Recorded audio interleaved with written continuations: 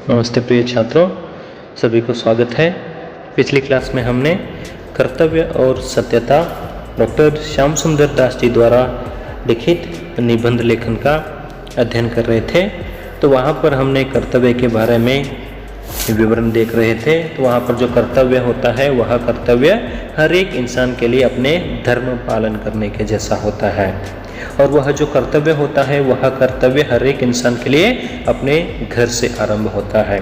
जिस प्रकार लड़कों का अपने माता पिता के प्रति कर्तव्य रहता है और माता पिता का लड़कों के प्रति कर्तव्य रहता है। तो यह घर में रहने वाला कर्तव्य हो गया। तो उसके बाद जो अतिरिक्त हम पति पत्नी का कर्तव्य देख सकते हैं, स्वामी सेवक का कर्तव्य देख सकते हैं, स्त्री और पुरुष के परस्पर अनेक प्रकार के कर्तव्यों को हम देखते हैं। और हम जिस प्रकार से कर्तव्य को करते हैं तो उस कर्तव्य का पालन करने से हमारे चरित्र की शोभा बढ़ती है, और वह जो कर्तव्य हम करते हैं वह कर्तव्य करना हमेशा न्याय के ऊपर निर्भर रहता है।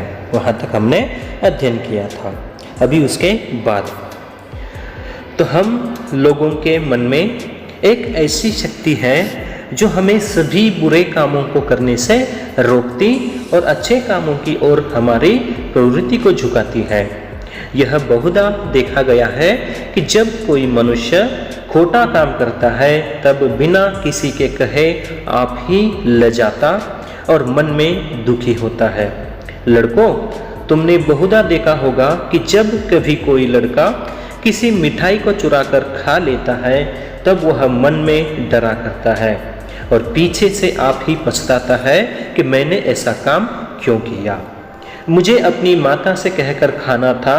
तो इसी प्रकार का एक दूसरा लड़का जो कभी कुछ चुराकर नहीं खाता सदा प्रसन्न रहता है और उसके मन में कभी किसी प्रकार का डर और पछतावा नहीं होता। इसका क्या कारण है? यही कि हम लोगों का यह कर्तव्य है कि हम कभी चोरी न करें, परंतु जब हम चोरी कर बैठते हैं तब हमारी आत्मा हमें कोसने लगती है। इसलिए हमारा यह धर्म है कि हमारी आत्मा हमें जो कहे उसके अनुसार हम करें।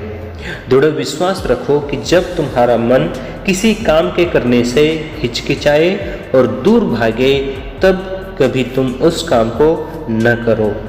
तुम्हें अपना धर्म पालन करने में बहुधा कष्ट उठाना पड़ेगा, पर इससे तुम साहस न छोड़ो। क्या हुआ जब तुम्हारे पड़ोसी ठग विद्या और असत्यपरता से धनाढ्य हो गए और तुम कंगाल ही रह गए? चलिए इसका हम अर्थ देखेंगे। तो यहाँ पर लेखक श्याम सुंदर दास जी कहते हैं कि हम लोगों के मन में एक ऐसी शक्ति है जो हमें सभी बुरे कामों को करने से रोकती है और अच्छे कामों की ओर हमारी प्रवृत्ति को झुकाती है। तो हर एक इंसान के अंदर, हर एक इंसान के मन में एक ऐसी शक्ति होती है कि वह शक्ति ऐसी होती है कि कुछ लोगों को बुरे काम करने के लिए रोकती है और अच्छे काम को करने के लिए हमारी प्रवृत्ति को झुकाया करती है। तो हमारे मन में दो प्रकार की शक्तियाँ होती है। एक प्रकार की जो शक्ति होती है वह शक्ति हमें बुरे कामों को करने के लिए रोकती है, और दूसरी जो शक्ति होती है वह शक्ति हमें अच्छे कामों को करने के लिए हमारे प्रवृत्ति को झुकाती है। तो दो प्रकार की शक्तियाँ हम हमारे मन में देख लेते हैं। अगर मान लो तो अच्छे काम करते हो, अगर नहीं तो यहाँ पर बुरे काम करते हैं। तो हमारे मन में ही एक शक्ति होती है कि हमें अच्छे काम करते हुए प्रोत्साहन देती है और बुरे काम करते हुए हमें रोक देती है।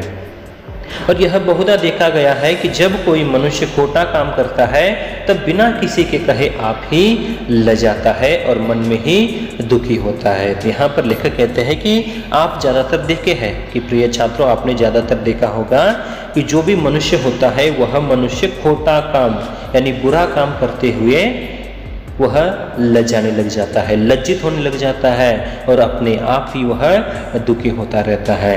कि जब आप अच्छा काम करते हैं तो वहाँ पर शर्म भी नहीं आती है और दुख भी नहीं आता है, लेकिन जब हम बुरा काम करते रहते हैं, जब हम गलत काम करते रहते हैं, तब जो खोटा काम हम करते रहते हैं उस समय में जो व्यक्ति यहाँ पर खोटा काम करता हुआ रहता है वह अपने आप ही लजाता रहता है, अपने मन ही मन में वह दुखी होता रहता है। लड़कों, तुमने बहुधा देखा होगा कि जब कोई लड़का किसी मिठाई को चुरा कर खा लेता है तब वह मन में डरा करता है और पीछे से आप ही पछताता है कि मैंने ऐसा काम क्यों किया। तो एक उदाहरण देते हैं कि एक जो लड़का होता है वह लड़का अपने घर में ही मिठाई को चोरी कर कर खा लेता है कि जब वह मिठाई चोरी कर कर खा लेता है तो खा लेने के बाद उसको अपनी गलती का एहसास होता है और अपने मन ही मन में वह जो लड़का मिठाई चोरी कर कर खाया हुआ था वह पछताने लग जाता है और बहुत ही दुखी होता है और मन ही मन में सोचने लग जाता है कि मुझे ऐसा काम नहीं करना चाहिए था। अगर मुझे मिठाई खाना ही था तो मुझे अपनी माता से कहकर खाना था। तो देखिए, जब भी आप घर में कुछ चुरा कर भी खाते हो तो उस समय में आप चोरी कर कर खाते समय कुछ नहीं होता है। जब आप उस समय में बुरा काम करते हुए रहते हैं उस समय में आपका जो अंतर्मन रहता है वह अंतर्मन बताता ही रहता है कि ऐसा बुरा काम नहीं करना चाहिए। तो इसलिए लेखक ने कहा है कि दो शक्तियाँ होती है हमारे मन में, एक हमें बुरे काम करने के लिए रोकती है और दूसरी शक्ति जो है हमें अच्छे काम करने के लिए प्रोत्साहित करती रहती है। तो उसी प्रकार यहाँ पर जो एक लड़का रहता है वह मिठाई चोरी कर कर खाता है और खाते हुए बाद में पछताने लग जाता है और अपने मन ही मन में सोचने लग जाता है कि मुझे ऐसा काम नहीं करना चाहिए था। अगर मिठाई चाहिए होती तो मुझे मेरी माँ से कहकर मिठाई को खाना होता। तो ये एक प्रकार का लड़का। और इसी प्रकार का एक दूसरा लड़का जो कभी कुछ चुरा कर नहीं खाता, सदा प्रसन्न रहता है और उसके मन में कभी भी किसी प्रकार का डर और पछतावा नहीं होता है। तो यहाँ पर दूसरे लड़के का उदाहरण देते हुए लेखक कहते हैं कि पहले उदाहरण में देखा कि वहाँ पर लड़का मिठाई चोरी कर कर खाया है तो वहाँ पर पछता रहा है और बहुत ही दुखी हो रहा है और डर रहा है। लेकिन यहाँ पर दूसरा लड़का है वह कभी भी चुरा कर नहीं खाता है तो वे हमेशा सदा प्रसन्न ही दिखाई देता है। तो उस व्यक्ति को न डर रहता है न पछतावा रहता है क्योंकि वह लड़का कभी भी जिंदगी में चोरी कर कर नहीं खाया था। तो वह बहुत ही प्रसन्न रहता है। तो वहाँ पर उस लड़के को किसी बात का डर नहीं रहता है और पछताने की बात भी उसको नहीं आती है। तो जो व्यक्ति गलत काम करता है, जो चोरी करता रहता है, वही व्यक्ति डरता रहता है और बाद में पछताने लग जाता है। और इसका क्या कारण है? यही कि हम लोगों का यह कर्तव्य है कि हम कभी चोरी न करें। तो लेखक यहाँ पर कहते हैं कि हम लोगों का यहाँ पर एक कर्तव्य होता है कि हमें जिंदगी में कभी भी चोरी नहीं करना चाहिए। परंतु जब हम चोरी कर बैठते हैं तब हमारी आत्मा हमें कोसने लग जाती है। तो यहाँ पर जो जब हम चोरी कर कर बैठ जाते हैं, चोरी कर लेते हैं, उस समय में हमारा जो आत्मा होती है वह आत्मा हमें बातों ही बातों पर कोसने लग जाती है। क्या कहती है कि तुमने ऐसा काम नहीं करना चाहिए था, तुमने गलत काम किया। ऐसा वाक्य यहाँ पर जो हमारा अंतर्मन रहता है, जो हमारी आत्मा रहती है, वह आत्मा बार बार हमें कोसने लग जाती है कि तुम्हें चोरी कर कर नहीं लौटना था।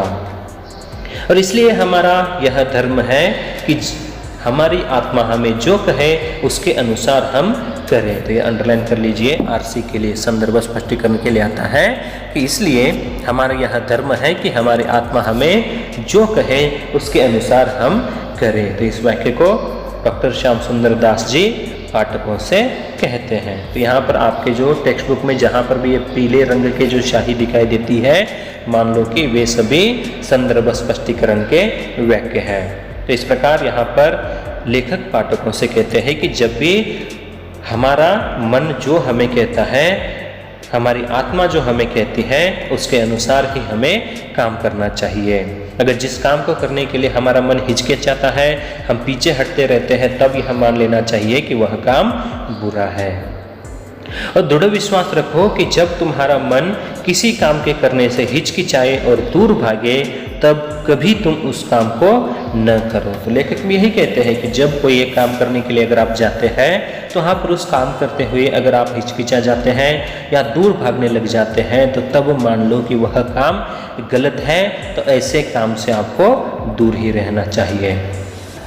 और तुम्हें अपना धर्म पालन करने में बहुधा कष्ट उठाना पड़ेगा, पर इससे तुम साहस न छोड़ो। तो जो भी हमारा कर्तव्य होता है, जो कर्तव्य का धर्म होता है, तो उस कर्तव्य रूपी धर्म का पालन करते समय हमें बहुत सारे ऐसे कष्ट आते हैं कि हम सही तरह से कर्तव्य का पालन नहीं कर पाते हैं। लेकिन चाहे कितने भी कष्ट हो, फिर भी हमें उन कष्टों का सामना करते हुए हमें हमारे कर्तव्य धर्म का पालन करना चाहिए।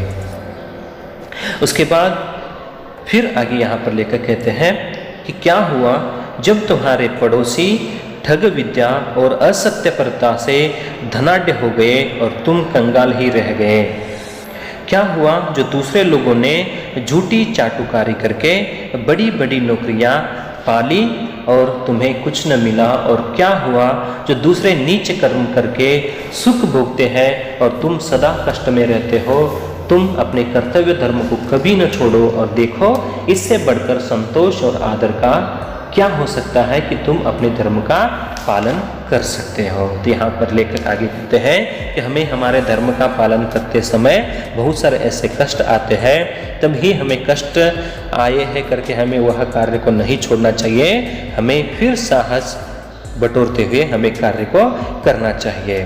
और फिर यहाँ पर कहते हैं कि जब आपके अड़ोस पड़ोस में रहने वाले लोग ठग विद्या और असत्यपरता से, ठग विद्या यानी यहाँ पर जो धोखा देने की कला है, उसके साथ असत्यपरता, तो यहाँ पर असत्यता से और धोखा देने की कला से अगर वे अमीर हो जाते हैं और तुम यहाँ पर सच बताते हुए सही रूप से कार्य करते हुए कंगाल रह जाते हो, तो यहाँ पर कुछ नई बात होती है। क्योंकि जो भी आगे बढ़ते हैं, जो बुरे काम करते हुए, जो झूठ बोलते हुए, जो असत्यता का मार्ग पर जाने वाले लोग कितने भी दूर जाते हैं, फिर भी एक न एक दिन उनको हार माननी ही पड़ती है। तो ऐसे लोगों को लेकर क्या करना है आप लोगों को, कि आप यह सोच रहे होंगे कि आपके पड़ोस में ही रहने वाले धोखा देने की कला से और असत्यता से अगर वे अमीर बन जाते हैं और आप यहाँ पर सच्चे मार्ग पर जाते हुए आप यहाँ पर कंगाल भी रह जाते हैं, तो भी यहाँ पर फर्क किसी बात का नहीं होता है। क्योंकि जो भगवान रहता है वह भगवान सब कुछ देखता रहता है। जैसे को तैसा, तो जैसे करनी वैसे भरनी। हम जैसे कार्य करते हैं वैसा ही हमारे साथ बर्ताव होता है। और क्या हुआ जो दूसरे लोगों ने झूठी चाटुकारी करके बड़ी बड़ी नौकरियां पाली और तुम्हें कुछ न मिला। और क्या हुआ जो दूसरे नीच कर्म करके सुख भोगते हैं और तुम सदा कष्ट में रहते हो। तो यहाँ पर कुछ ऐसे लोग होते हैं कि वे झूठी चाटुकारी करते हैं, जो चमचागिरी हम कहते हैं, जो चापलूसी कहते हैं। तो बहुत सारे लोग ऐसे होते हैं कि चाटुकारी करते हैं, यानी यहाँ की बातें वहाँ पर लगा देते हैं और वहाँ की बातें यहाँ पर लगा देते हैं। तो ऐसे लोगों को लेकर क्या करना है कि ऐसे लोग क्या करते हैं, झूठी चाटुकारी करके अपनी चापलूसी करके बड़ी बड़ी नौकरियों को प्राप्त कर लेते हैं। लेकिन जब उनका पोल खुल जाता है, जब सच सामने आ जाता है, तो उनकी जो भी चाटुकारिता थी ये सभी यहाँ पर स्पष्ट हो जाती है और वे कहीं पर भी मुंह दिखाने के लायक नहीं रह जाते हैं। इसलिए किसी को धोखा देने से अच्छा है कि अगर आपके हाथों से जितना कार्य होता है उतना कीजिए। अगर आपको सहायता करने का मन होता है तभी आपको सहायता करना चाहिए। लेकिन यहाँ पर ऐसे बड़े बड़े जो दूसरे लोग होते हैं वे अलग अलग प्रकार के लोगों को झूठी चाटुकारी करके बड़ी से बड़ी नौकरियाँ प्राप्त कर लेते हैं। लेकिन जो तुम यहाँ पर सत्यता के मार्ग पर जा रहे हो, तुम्हें कुछ नहीं मिला है। और बहुत सारे ऐसे लोग होते हैं कि दूसरे ये नीच कर्म करके सुख भोगने लग जाते हैं। नीच यानी बुरे कार्य को करते हुए वे अपने जीवन में बहुत ही सारे आनंद का वैभव देखते हुए अपने जीवन को बहुत ही सुंदरता से जीते रहते हैं। लेकिन तुम यहाँ पर सदा कष्ट में रहते हो। तो यहाँ पर चाटुकारिता करने वाले लोग भी अमीर हो गए और यहाँ पर दूसरों को नीचा दिखाने वाले लोग भी अमीर हो गए।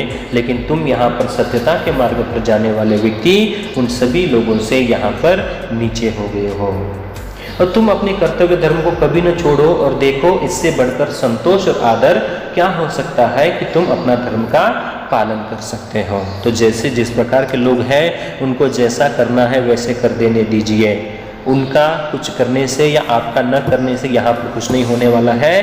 जो बुरे रास्ते पर जाते हैं उनके लिए जैसा किए हैं वैसा ही उनको प्रतिफल मिलता है।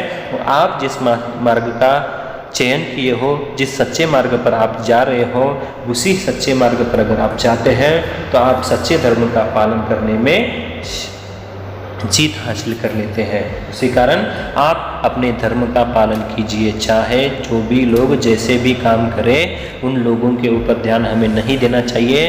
हमारे कर्तव्य, हमारा धर्म का पालन सही तरह से हमें होना चाहिए। और कर्तव्य का जो धर्म पालन करते समय जो भी समस्याएं आती है और अनेक प्रकार के लोग यहाँ पर चाटुकारिता करते हैं और नीच स्वभाव के कारण वे अमीर बन जाते हैं, पैसे वाले बन जाते हैं, लेकिन जो यहाँ पर सच्चे मार्ग पर जाता है वह गरीब बनता जाता है।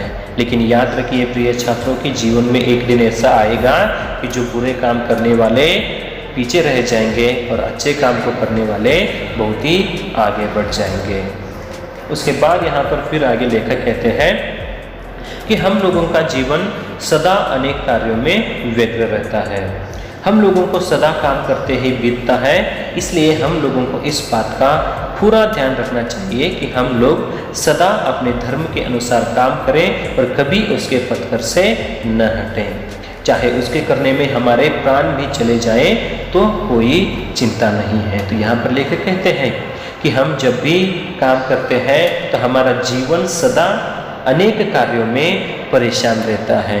जो सत्यता से के साथ जो लोग काम करते रहते हैं वे परेशानी के साथ अपने जीवन में सदा कर्तव्यों में डूबे रहते हैं। तो हम लोगों को सदा काम करते हुए बीतना चाहिए, हमेशा हमें काम करते हुए रहना चाहिए और हमें अपने कर्तव्य के ऊपर पूरा ध्यान रखना चाहिए। और हमारा जो धर्म है, जो कर्तव्य का धर्म है, उस कर्तव्य पालन करने के मार्ग से हमें कभी भी हटना नहीं चाहिए। और हमारे कर्तव्य धर्म का पालन करते समय अगर हमारी प्राण भी चली जाए तो भी हमें किसी बात की चिंता नहीं होना चाहिए।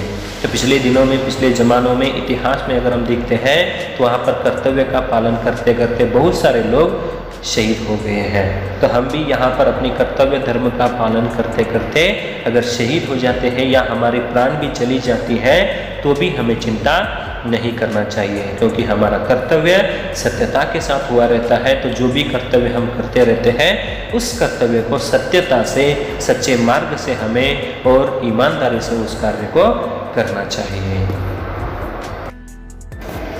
और फिर आगे यहाँ पर लेखक कहते हैं, धर्म पालन करने के मार्ग में सबसे अधिक बाधा चित्त की चंचलता, उद्देश्य की अस्थिरता और मन की निर्बलता से पड़ती है। तो यहाँ पर लेखक का कहना है कि जो धर्म पालन करने के मार्ग में, जो कर्तव्य धर्म का पालन करते हुए उस कर्तव्य धर्म का पालन करने के मार्ग में हमें बहुत सारी ऐसी समस्याएं यानी जो बाधाएं आती हैं। तो वे बाधाएं हैं, पहली बाधा है चित्त की चंचलता। तो कर्तव्य धर्म का पालन करते समय हमारा मन, चित्त यानी मन होता है, तो मन यहाँ पर चंचलित हुआ रहता है। तो मन यहाँ पर स्थिर नहीं रहता है। मन ऐसे चंचलित होता है कि कौन सा काम करना चाहिए, कैसे काम करना चाहिए, अपने धर्म का पालन कैसे करना चाहिए, इन विषयों के बारे में सोचते हुए यहाँ पर जो हमारा मन होता है वह मन यहाँ पर चंचलित होकर बैठ जाता है। यानी चित्त की चंचलता और उद्देश्य की अस्थिरता। तो यहाँ पर उद्देश्य जो होता है, किस उद्देश्य के लिए हम काम करते हैं, वह उद्देश्य हमारा स्थिर नहीं रहता है। तो अस्थिर उद्देश्य हमारा हो जाता है, उसी कारण यह हमारे धर्म पालन करने के मार्ग में बाधा बन जाती है। उसके बाद मन की निर्बलता से, यानी हमारा जो मन है वह मन यहाँ पर निर्बल होता है, शक्तिशाली नहीं होता है, क्योंकि ऐसे धर्म का पालन करते समय हमें अधिक प्रकार से जो समस्या के रूप में सताने वाली चीज है, एक चित्त की चंचलता, दूसरी उद्देश्य की अस्थिरता और मन की निर्बलता के कारण हमारे धर्म पालन करने के मार्ग में बहुत सारी बाधाएं आती है। यहाँ पर जो हरे रंग की स्याही हमने लगाया है वे 1 अंक के उत्तर हैं, तो उस पर ध्यान दीजिए। तो यहाँ पर लेखक का कहना है कि जो धर्म पालन करने के मार्ग में सबसे अधिक प्रकार से बाधाएं आती हैं, एक चित्त की चंचलता है, दूसरी उद्देश्य की अस्थिरता और मन की निर्बलता के कारण हमारा मन यहाँ पर जो धर्म पालन करने के समय में बहुत ही समस्या में डूब जाता है। और मनुष्य के कर्तव्य मार्ग में एक ओर तो आत्मा के भले और बुरे कामों का ज्ञान और दूसरी ओर आलस्य और स्वार्थपरता रहती है। तो यहाँ पर मनुष्य के कर्तव्य करने के मार्ग में एक ओर हमें आत्मा के भले और बुरे कामों का ज्ञान होता है और दूसरी ओर आलस्य और स्वार्थपरता रहती है। तो धर्म पालन करने के समय में जो हमारा आत्मा होता है वह आत्मा हमारे कर्तव्य के मार्ग में हमें बुरे काम और अच्छे काम करने के लिए भी कहता है। उसके साथ हमारा मन आलस्य भी रहता है और कभी कभी स्वार्थपरता से वह भरा हुआ रहता है। बस मनुष्य इन्हीं दोनों के बीच में पड़ा रहता है और अंत में यदि उसका मन पक्का हुआ तो वह आत्मा की आज्ञा मानकर अपने धर्म का पालन करता है। तो इस प्रकार से यहाँ पर जो हमारा मन है वह मन यहाँ पर बुरे काम करने के लिए और अच्छे काम करने के लिए भी ज्ञान दिया हुआ है और यहाँ पर आलस्य और स्वार्थपरता भी ज़्यादा बढ़ती हुई चली जाती है। उसी के साथ यहाँ पर जब मनुष्य इन्हीं दोनों के बीच में पड़ा रहता है और अंत में अगर उसका मन यहाँ पर सही रूप से कार्य करने के लिए कहता है तब ही उस मन की आज्ञा का पालन करने के बाद एक इंसान क्या करता है, अपने धर्म का पालन करने के लिए तैयार हो जाता है। मन में दो प्रकार की शक्ति होती है, एक अच्छे काम करने के लिए प्रोत्साहित करने वाली शक्ति और एक बुरे काम को करने के लिए रोकने वाली शक्ति होती है। तो हमारे धर्म का पालन करने के लिए हमें अच्छे काम को करने के लिए जो शक्ति प्रोत्साहित करती है उसी शक्ति का यहाँ पर महत्व होता है। यदि उसका मन कुछ काल तक दुविधा में पड़ा रहा तो स्वार्थपरता निश्चय उसे आ घेरेगी और उसका चरित्र गुना के योग्य हो जाएगा। तो यहाँ पर ज़्यादा समय के लिए जो लोग कर्तव्य का धर्म का पालन करने के लिए आगे बढ़ते हैं तो उन लोगों के जीवन में, उन लोगों के मन में अगर दुविधा यानी समस्या आ जाएगी तो ऐसे लोगों के जीवन में समस्या के आ जाने से उनका जीवन यहाँ पर स्वार्थपरता से निश्चय आ घेर लेता है कि जो व्यक्ति यहाँ पर धर्म का पालन करते हैं और धर्म का पालन करते हुए उस व्यक्ति के मन में अगर दुविधा यानी समस्या आ जाती है तो उस समस्या के कारण वह जो व्यक्ति धर्म का पालन करने के लिए तैयार हुआ है उस व्यक्ति के जीवन में इस प्रकार से अगर दुविधा आ जाती है, संकट या समस्या आ जाते हैं तो समस्या के कारण वह व्यक्ति के मन में स्वार्थपरता यानी जो सेल्फिस्ट कहते हैं हम, वह स्वार्थपरता आकर घेर लेती है और उस स्वार्थपरता के आ जाने के बाद उस व्यक्ति का चरित्र घृणा के योग्य बन जाता है। तो उस घृणा यानी नफरत, तो ऐसे व्यक्ति दुविधा में पड़ जाने के बाद वे स्वार्थी बन जाते हैं। ऐसे स्वार्थी बन जाने वाले लोगों के चरित्र को देखकर सभी लोग ऐसे चरित्र वाले लोगों से घृणा करने लग जाते हैं। और इसलिए यह बहुत आवश्यक है कि आत्मा जिस बात के करने की प्रवृत्ति दे उसे बिना अपना स्वार्थ सोचे झटपट कर डालना चाहिए। तो हमारा जो आत्मा होता है, हमारा जो मन होता है, वह मन हमें जिस कार्य को करने के लिए प्रेरित करता है उस कार्य को हमें सही रूप से, सही ढंग से तुरंत ही झटपट करके उस कार्य को कर देना चाहिए। अगर हम आज करने वाले कार्य को कल करने की सोचते हैं तो वह कार्य वहीं पर रुक जाता है। इसलिए यहाँ पर लेखक का भी कहना है कि हमारा जो मन होता है वह मन हमें जिस काम को करने के लिए बता देता है उस काम को करने के लिए हमें तैयार हो जाना चाहिए। जब हमारा मन जैसे ही कहता है वैसे ही हम कार्य करने के लिए लग जाते हैं तब हमारे जीवन में स्वार्थपरता नहीं आती है, ताकि हम झटपट से उस कार्य को कर देते हैं। और ऐसा करते करते जब धर्म करने की बात पड़ जाएगी तब फिर किसी बात का भय न रहेगा। तो जैसे हमारा मन कहता है वैसा कार्य हम करने के लिए जब तैयार हो जाते हैं तब हम सही रूप से हमारे धर्म पालन करने के लिए खड़े हो जाएंगे और हमें किसी बात का डर नहीं होता है। इसलिए हमारे धर्म का पालन करते समय यानी जो कर्तव्य धर्म होता है उस कर्तव्य धर्म का पालन करते समय जो भी समस्याएं आती हैं, जो भी दुविधाएं आती है, उन सभी दुविधाओं को मिटाने के लिए हमारा मन जो कहता है उस मन के भाव को हमें समझना चाहिए और उस मन के हिसाब से हमें कार्य करना चाहिए। तभी हम किसी चीज़ से डरने की बात नहीं रहती है। और देखो इस संसार में जितने बड़े बड़े लोग हो गए हैं जिन्होंने संसार का उपकार किया है और उसके लिए आदर और सत्कार पाया है। उन सभी ने अपने कर्तव्य को सबसे श्रेष्ठ माना है, क्योंकि जितने कर्म उन्होंने किए उन सभी में अपने पर ध्यान देकर न्याय का बर्ताव किया है। यहाँ पर लेखक का कहना है कि जो पूर्व दिनों में, पहले के दिनों में जो भी बड़े बड़े लोग आए हुए हैं, जो बड़े बड़े महान हस्तियाँ आए हुए हैं, वे बड़े बड़े लोग अपने कर्तव्य को ही सर्वश्रेष्ठ मान लिए हैं। तो यहाँ पर कर्तव्य करने के लिए उन्होंने न्याय के रास्ते को चुना है। तो कर्तव्य धर्म का पालन करने के लिए उन्होंने न्याय के साथ और सत्यता के साथ अपने कर्तव्य धर्म का पालन किए हैं। उसी कारण आज ऐसे बड़े बड़े लोगों को हम याद करते हैं। तो देश को आज़ाद बनाने के लिए जितने भी लोग यहाँ पर शहीद हुए हैं, उन्होंने अपने कर्तव्य को ही सर्वश्रेष्ठ माना है, तभी कहीं न जाकर हमारे भारत देश को यह आज़ादी मिल पाई है। अगर वे लोग अपने कर्तव्य धर्म का पालन नहीं कर पाते तो आज यह हमारा देश आज़ादी से नहीं रह पाता। तो उसी प्रकार जैसे बड़े बड़े लोग गए हैं, तो बड़े बड़े लोगों को हमने इस संसार में देखे हुए हैं, वे सभी लोग अपने कर्तव्य को ही सबसे श्रेष्ठ माना है, क्योंकि उन्होंने अपने कर्तव्य धर्म का पालन न्याय के ऊपर आधारित किया है।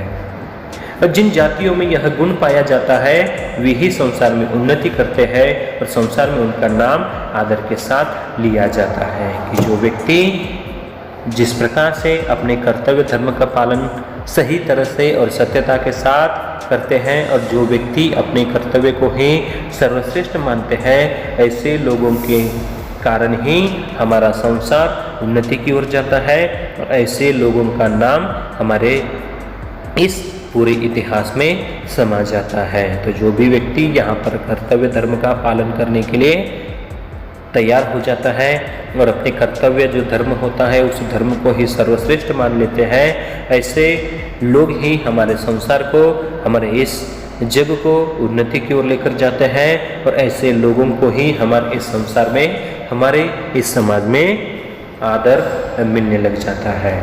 तो उसके बाद यहाँ पर एक उदाहरण देते हैं कि इस कर्तव्य धर्म का पालन कैसे किया जाता है। तो लेखक ने पहले ही कहा था कि कर्तव्य धर्म का पालन करते करते अगर हमारी प्राण भी चली जाती हैं तो भी हमें चिंता नहीं करना चाहिए। उसी पर आधारित एक समय किसी अंग्रेजी जहाज में जब वह बीच समुद्र में था, एक छेद हो गया। उस पर बहुत सी स्त्रियां और पुरुष थे। उसके बचाने का पूरा उद्योग किया गया, पर जब कोई उपाय सफल न हुआ तब जितनी स्त्रियां उस पर थी सब नावों पर चढ़ाकर विदा कर दी गई, और जितने मनुष्य उस पोत पर बच गए थे उन्होंने उसकी छत पर इकट्ठे होकर ईश्वर को धन्यवाद दिया कि वे अब तक अपना कर्तव्य पालन कर सके और स्त्रियों की प्राण रक्षा में सहायक हो सके। तो यहाँ पर एक समय जो एक किसी अंग्रेजी जहाज बीच समुद्र में ही एक छेद हो जाने के कारण वहाँ पर डूबने लग जाता है। तो डूबने लग जाने के समय में उस जहाज में बहुत सारे स्त्री, पुरुष और छोटे छोटे बच्चे रहते हैं। तो उन सभी छोटे छोटे बच्चों को बचाने का प्रयास उस जहाज में रहने वाले पुरुष करते हैं। उन्होंने क्या किया, यहाँ पर जो भी बच्चे थे, वहाँ पर जो भी स्त्रियाँ थीं, जो भी लोग थे, उन सभी को बचाने का पूर्ण रूप से प्रयास उस पोत में, उस जहाज में रहने वाले लोग करते हैं। तो उन लोगों को बचाने के लिए प्रयास करते हैं। कोई प्रयास जो भी करते हैं वह प्रयास सफल न होने के कारण जितने भी लोग उस जहाज में रहते हैं उन सभी को छोटे से पोत में, छोटे से जहाज में बिठाकर सभी को विदा कर देते हैं। और उसी जहाज में रहने वाले सभी पुरुष लोग क्या करते हैं, भगवान से प्रार्थना करते हैं कि आपने हमें इतनी शक्ति दे दी कि हम सही रूप से हमारे कर्तव्य धर्म का पालन कर पाए। और निदान इसी प्रकार ईश्वर की प्रार्थना करते करते उस पोत में पानी भर आया और वह डूब गया, पर वे लोग अपने स्थान पर ज्यों के त्यों खड़े रहे। उन्होंने अपने प्राण बचाने का कोई उद्योग नहीं किया। तो उन जहाज में रहने वाले जितने भी लोग हैं, सभी लोग वहाँ पर, जो स्त्री हैं, छोटे छोटे बच्चे हैं, उन सभी को विदा देने के बाद उसी जहाज में रह जाते हैं और वह जहाज डूबने लग जाता है। तो जहाज डूबने लग जाता है, फिर भी जिस जहाज पर रहने वाले पुरुष लोग अपनी प्राण बचाने की कोई कोशिश नहीं करते हैं, क्योंकि उन्होंने अपने कर्तव्य धर्म का पालन कर रहे थे। तो अपने कर्तव्य धर्म का पालन करते करते उन्होंने अपनी प्राण की आहुति दे दी। तो लेखक का यही कहना था कि हमारे कर्तव्य धर्म का पालन करते करते हमें हमारे प्राण को भी देने के लिए तैयार होना चाहिए। तो उसी प्रकार इस अंग्रेजी जहाज में रहने वाले जो पुरुष थे, वह अंग्रेजी जहाज बीच समुद्र में छेद हो जाने के कारण डूबता हुआ रहता है। उस समय उस जहाज में रहने वाले सभी स्त्रियों को और पुरुषों को, छोटे छोटे बच्चों को वहाँ से बचा लेते हैं, और जितने भी लोग रह जाते हैं वे भगवान की ओर प्रार्थना करते हुए वहीं पर मर जाते हैं।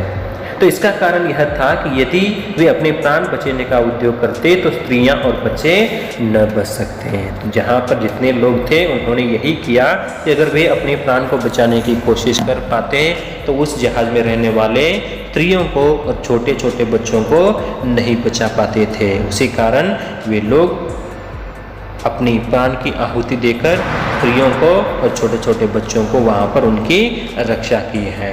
उनकी रक्षा करने के समय में जो रक्षा करने वाले थे वे लोग स्वयं अपनी प्राण की आहुति दे दिए हैं। तो यह अंग्रेजी जहाज बीच समुद्र में डूबते हुए वहाँ पर लोगों ने किस प्रकार से अपने धर्म का पालन किए हैं उसका चित्रण इस उदाहरण के रूप में लेखक ने यहाँ पर प्रस्तुत किया है। कि इसलिए उस पोत के लोगों ने अपना धर्म यही समझा कि अपने प्राण देकर स्त्रियों और बच्चों के प्राण बचाने चाहिए। तो अंग्रेजी जहाज में रहने वाले लोग यह सोचते हैं कि यह ही हमारा धर्म है कि जिस जहाज में रहने वाले स्त्रियों की और बच्चों की रक्षा करना यही हमारा धर्म है समझकर उस धर्म का पालन करने के लिए हमें हमारी प्राण की आहुति भी देनी चाहिए। तो उसी के बाद और एक दूसरा उदाहरण देते हैं लेखक यहाँ पर कि इसी के विरुद्ध फ्रांस देश के रहने वालों ने एक डूबते हुए जहाज पर से अपने प्राण तो बचाए, किंतु उस पोत पर जितनी स्त्रियां और बच्चे थे उन सभी को उसी पर छोड़ दिया। तो अंग्रेजी जहाज में जो भी स्त्रियां थी, जो भी बच्चे थे, उन सभी को यहाँ जो लोग रहते हैं वे सभी बचा लेते हैं और अपनी प्राण की आहुति दे देते हैं। लेकिन उसी के विरुद्ध में फ्रांस देश में भी एक घटना घटती है। वहीं पर भी एक जहाज बीच समुद्र में डूबता रहता है। उस जहाज में रहने वाले पुरुष लोग क्या करते हैं, उन स्त्रियों को और उन बच्चों को क्या कर देते हैं, उसी जहाज पर छोड़ देते हैं। उन स्त्रियों की, उन बच्चों की रक्षा करना भूल जाते हैं। तो इस नीच कर्म की सारे संसार में निंदा हुई। इसी प्रकार जो लोग स्वार्थी होकर अपने कर्तव्य पर ध्यान नहीं देते वे संसार में लज्जित होते हैं और सब लोगों से उनसे घृणा करने लग जाते हैं। कि जो लोग यहाँ पर स्वार्थी बनकर अपनी प्राण की रक्षा मात्र करने वाले जो लोग स्वार्थी बन जाते हैं, ऐसे स्वार्थी लोगों के होने के कारण ही वे इस पूरे संसार में लज्जित हो जाते हैं और सभी लोगों की नज़रों में वे घृणा के पात्र हो जाते हैं। ऐसे लोगों से सभी घृणा करने लग जाते हैं, यानी नफरत करने लग जाते हैं। तो अंग्रेजी जहाज में सभी लोगों ने अपनी प्राण की आहुति देकर स्त्री और बच्चों को बचा लिया। लेकिन इस फ्रांस देश में जो जहाज डूबती रहती है उस समय में जहाँ लोग रहते हैं वे स्त्रियों को और बच्चों को वही जहाज में छोड़कर अपनी प्राण मात्र बचा लेते हैं। उस कारण इस पूरे संसार में ऐसे स्वार्थी लोगों की निंदा होने लग जाती है। तो ऐसे स्वार्थी लोग क्या करते हैं, अपने कर्तव्य पर ध्यान नहीं देते हैं। तो कर्तव्य पर ध्यान न देने के कारण ऐसे लोगों को यह संसार नफरत की भावना से देखने लग जाते हैं। इस प्रकार लेखक का मानना है कि अपने कर्तव्य धर्म का पालन करने के लिए हमें अपनी प्राण को भी गंवाने के लिए तैयार होना चाहिए, तभी हम एक सर्वश्रेष्ठ इंसान कहलाते हैं। तो इस प्रकार प्रमुख दो उदाहरणों को देखते हुए कर्तव्य धर्म का पालन करने वाले और कर्तव्य धर्म का पालन न करने वाले लोगों का उदाहरण इन दो डूबते हुए जहाजों के चित्रण से लेखक यहाँ पर देने का प्रयास किए हैं। तो चलिए अगली क्लास में हम आगे के विषय का अध्ययन करेंगे। धन्यवाद।